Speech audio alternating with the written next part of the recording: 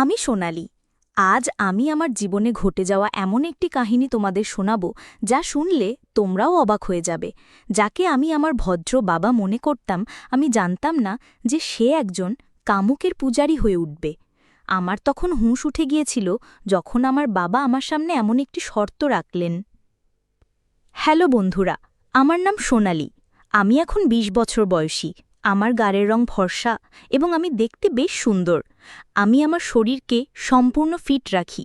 আমার বডি একদম চমৎকার। আমাদের বাড়িতে বাবা এবং আমার একটি ছোট বোন আছে।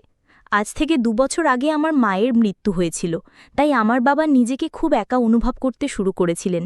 বাবার একাকিত্ব আমি সহজ করতে পারছিলাম না, কারণ তিনি খুবই বিষণ্ণ হয়ে পড়েছিলেন, কিন্তু তিনি আমাকে খুব ভালোবাসতেন। আমি বাবাকে খুশি রাখার জন্য সব চেষ্টা করছিলাম। কিছু সময় কেটে গেলে ধীরে ধীরে বাবার স্বভাবে কিছু পরিবর্তন আসতে শুরু করল।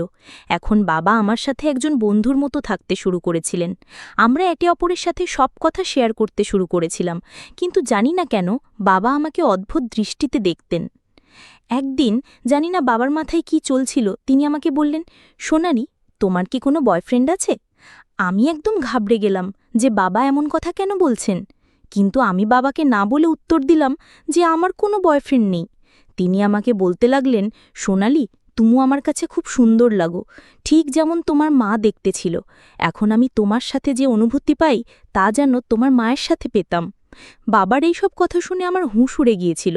এমন সময় সেখানে আমার ছোট বোন চলে এলো এবং বাবাকে কোনো কাজের জন্য মার্কেটে নিয়ে চলে গেল। আমি বাবার সেই কথা শুনে হতবাক হয়ে গিয়েছিলাম। এখন ধীরে ধীরে আমিও বাবার ওপর দৃষ্টি দিতে শুরু করেছিলাম। এইসব ভাবতে ভাবতে কখন যে আমার চোখে ঘুম এসে গেল আমি টেরও পাইনি। যখন আমি উঠলাম তখন দেখলাম বেশ অন্ধকার হয়ে গেছে এবং বাড়িতে কেউ নেই। সম্ভবত বাবা এবং আমার ছোট বোন এখনও মার্কেট থেকে ফেরেনি। তারপর আমি বাথরুমে গিয়ে গোসল করতে লাগলাম। এমন সময় বাবা এবং আমার বোন মার্কেট থেকে ফিরে এলো। আমি তাদের কাছে গিয়ে কথা বলতে লাগলাম। তারপর বাবা বাইরে কোনো কাজে চলে গেলেন এবং আমি বাড়ির কাজ করতে লাগলাম। আমি সারাদিন বাবার কথাই ভাবছিলাম যে তিনি আমাকে এমন কেন বললেন। এমন সময় আমার একটি সখী আমার কাছে এসে বলল, আরে সোনালি, তুমি কি ভাবছ? এতে আমি বললাম, না কবিতা, আমি তো কিছুই ভাবছি না। তারপর আমি তাকে জিজ্ঞাসা করলাম, কবিতা, কেউ কি অনলাইনে টাকা কামানোর উপায় বলতে পারবে, কিভাবে টাকা কামানো যায়?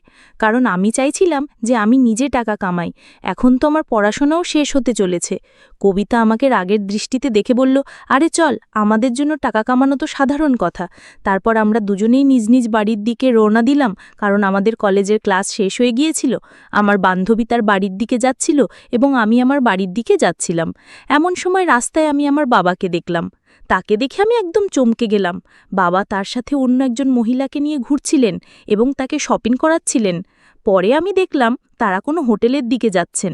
আমার তাদের ওপর প্রচণ্ড রাগ হচ্ছিল যে বাবা কিভাবে এমন কোনো অপরিচিতা মহিলাকে নিয়ে মার্কেটে ঘুরছেন এবং তার সব টাকা নষ্ট করছেন। তারপর আমি সেই রাগেই বাড়ি চলে এলাম এবং বাবার ফিরে আসার অপেক্ষা করতে লাগলাম। আমি আমার ছোট বোনকে কোনো কথা বলিনি, যাতে তার মনে আমাদের বাবার প্রতি কোনো খারাপ ধারণা না আসে। তারপর সন্ধ্যার সময় যখন বাবা বাড়ি ফিরলেন তখন আমি তার রুমে গেলাম এবং দেখলাম তিনি টিভি দেখছেন। আমি তাকে জিজ্ঞাসা করলাম, বাবা, আপনি মার্কেটে কার সাথে ঘুরছিলেন? আপনার এমনভাবে ঘোরা ঠিক নয়, কারণ কিছুদিন আগেই তো আমাদের মায়ের মৃত্যু হয়েছে। লোকেরা কি ভাববে? বাবা বললেন, না সোনালি, আমি ঘুরব। আমার কারো পরোয়া নেই।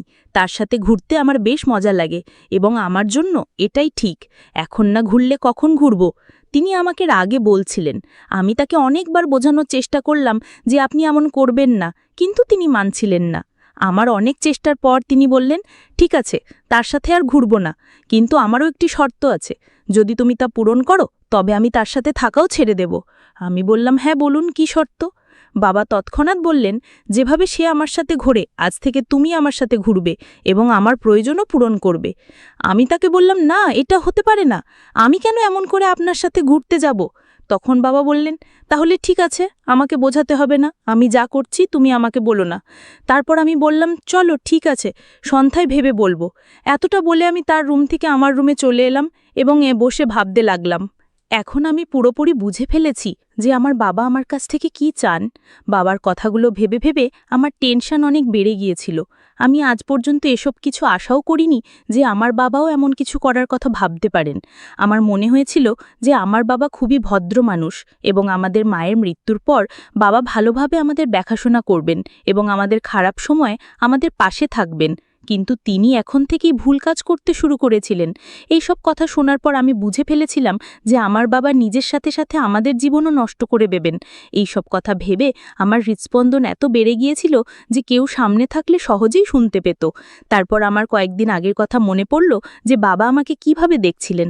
আমি পুরোপুরি বুঝে ফেলেছিলাম যে তিনি কি করতে চান। আমার কাছে খুব বড় সমস্যা ছিল যে এখন আমি কি করব। যদি আমি হ্যাঁ না বলি তাহলে সেই মহিলার খাতিরে নিজের সর্বনাশ করবেন এবং আমাদের জীবনও নষ্ট হয়ে যাবে। আমি বাবাকে এও বলতে পারিনি যে তিনি আমার সাথে স্বামী স্ত্রীর মতো থাকুন, কারণ দুনিয়ার চোখে তিনি আমার বাবা। তারপর হঠাৎ আমার মনে হলো যে হয়তো এই কথা ঘরের মধ্যেই থাকবে, এতে আমার ছোট বোনের জীবনও বেঁচে থাকবে এবং আমার বাবাও সঠিক পথে ফিরে আসবেন। এই সব ভেবে ভেবে আমি ঘুমিয়ে পড়লাম। তারপর যখন সকালে উঠলাম, বাবার ঘরে গেলাম। প্রথমে আমি বাবাকে অনেক বোঝালাম, কিন্তু তিনি আমার একটি কথাও শুনতে রাজি ছিলেন না। তারপর আমি তাকে বললাম, ঠিক আছে বাবা, আমি আপনার শর্ত মেনে নিচ্ছি, কিন্তু আগে আমরা শপিং করব। তারপর আমি বাবাকে বললাম যে এই কথা বাইরে কেউ জানতে পারবে না এবং আপনি আজকের পর কাউকে সাথে দেখাবেন না। তিনি বললেন, ঠিক আছে ঋতিকা, আজকের পর তুমি যেমন বলবে আমি তেমনই করব। বাবার কথা শোনার পর আমি তার কাছে গেলাম যার সাথে আমার বাবা এদিক ওদিক ঘুরতেন এবং তাকে ভালোভাবে বুঝিয়ে এলাম। তারপর বাড়ি এসে আমি আমার ছোট বোনের কাছে গেলাম এবং নাস্তা বানাতে লাগলাম, কারণ আজ রবিবার ছিল, তাই আমাদের কোথাও যেতে হয়নি। তারপর আমি, আমার ছোট বোন এবং বাবা নাস্তা করলাম এবং তারপর আমি আর বাবা শপিং করতে বেরোলাম।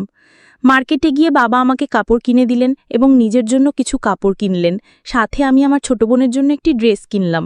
তারপর শপিং করে আমরা একটি রেস্টুরেন্টে গেলাম এবং সেখান থেকে খেয়ে বাড়ি চলে এলাম। তারপর সন্ধ্যা হতে না হতেই আমার বাবা আমাকে বলতে লাগলেন, চলো এখন তোমার শর্ত পূরণ করো। তখন শর্ত অনুযায়ী আমি আমার কাজ করতে লাগলাম এবং বাবার সব কাজের খেয়াল রাখতে লাগলাম। সেই দিনের পর থেকে আমি বাবার সাথে একদম স্বামী স্ত্রীর মতো থাকতে লাগলাম। আমি বাবার একদম স্বামীর মতো যত্ন নিতাম এবং তিনিও আমার একদম স্ত্রীর মতো যত্ন নিতেন।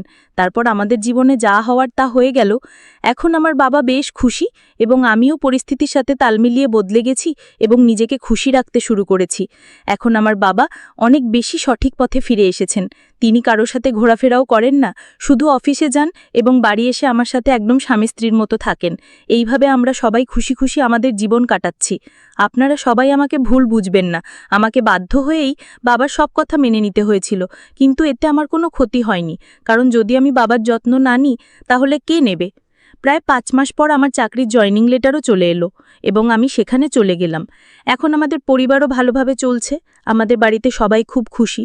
যদি আমি সেই দিন বাবাকে বোঝাতে না পারতাম তাহলে আর জানি না বাবা কোথায় কোথায় তার ভুল সম্পর্কগুলোকে এগিয়ে নিয়ে যাচ্ছিলেন এবং নিজের সাথে সাথে আমার আর আমার ছোট বোনের জীবনও নষ্ট করে দিচ্ছিলেন। এইভাবে আমি আর আমার বাবা একদম স্বামী স্ত্রীর মতো থেকে আমাদের বাড়িকে বাঁচিয়ে ফেলেছি। আর আগের কথা তো আপনারা বুঝতেই পারছেন, সেটা তো আপনারা সবাই জানেনই। তাই আমার প্রিয় বন্ধুরা, যদি আপনাদের আমার এই ভিডিওটি পছন্দ হয়ে থাকে তাহলে চ্যানেলটি সাবস্ক্রাইব করে ফেলুন এবং বেল নোটিফিকেশন অন করে দিন। একটি সুন্দর কমেন্ট করে জানান যে আমার গল্পটি আপনাদের কেমন লেগেছে। কাল দেখা হবে আরও একটি নতুন ভিডিওতে। ধন্যবাদ।